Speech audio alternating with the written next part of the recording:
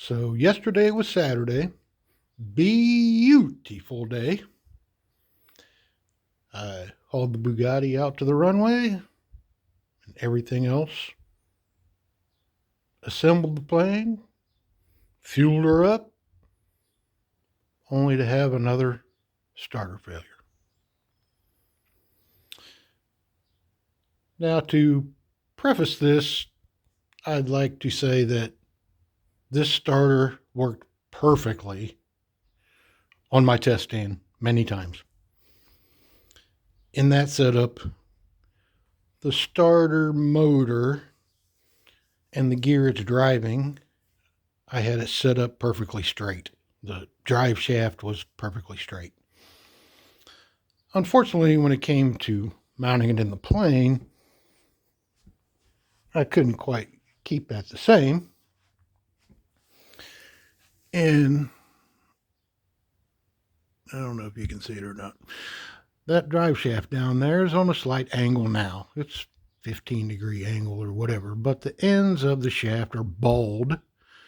They're intended to be offset a bit. The other thing is that the gear on the other end of it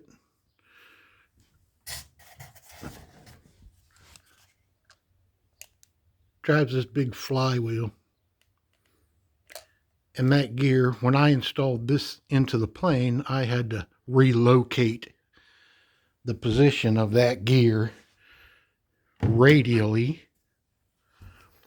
to where it's engaging that flywheel. So it's not really the company's spec product anymore. I've altered it.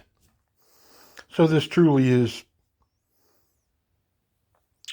research and development at its core. So I'd like to take you through the evolution of what I've been dealing with. And for those of you that are interested, you'll enjoy this because it really is research and development. Those who aren't, you can just stop watching. Okay, so the starter I've showed you before is down there.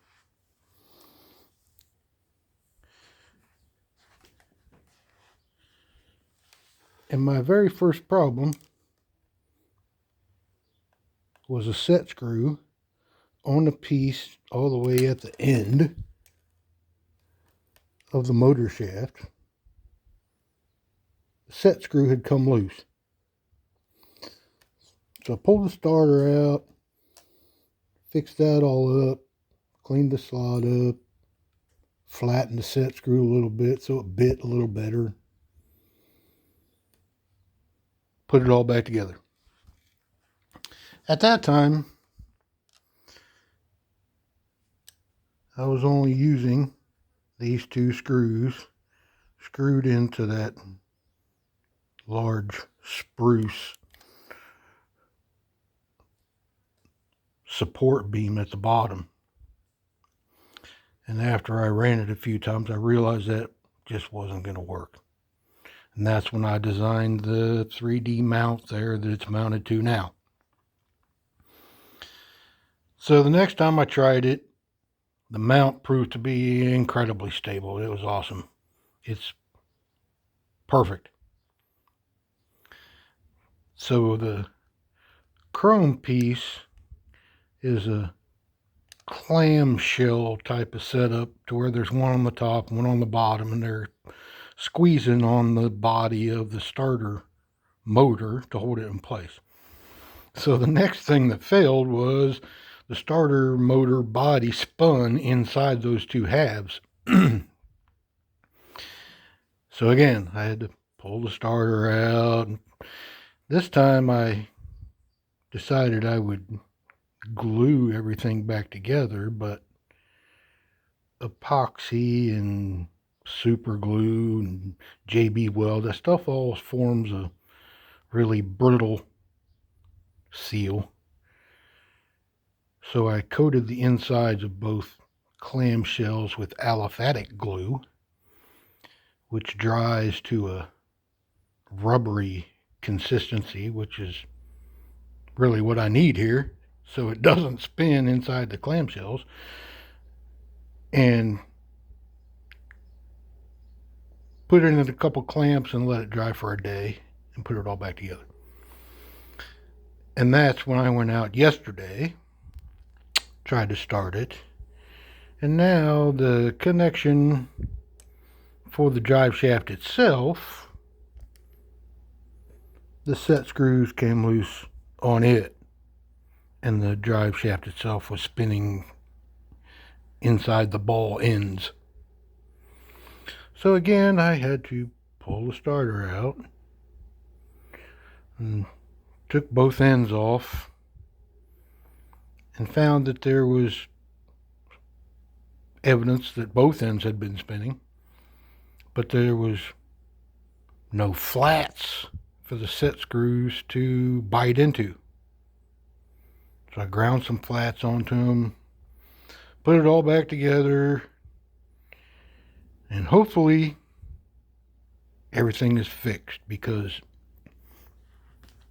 the last thing that could go wrong is the part that I moved, which I'm pretty sure when I put it back together, I made sure it was good and tight. So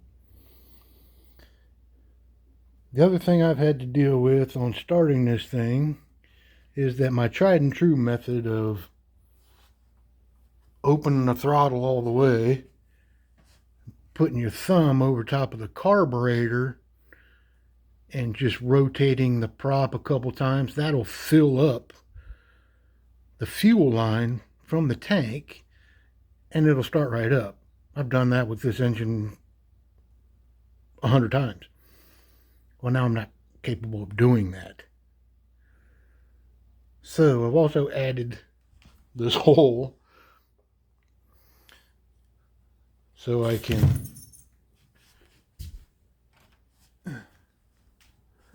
stick this syringe down in there and prime the carburetor to help me get things going.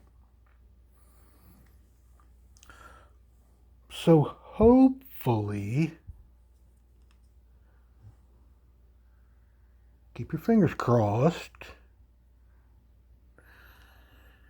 it's all going to work now.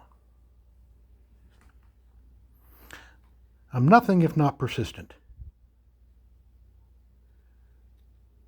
Until next time.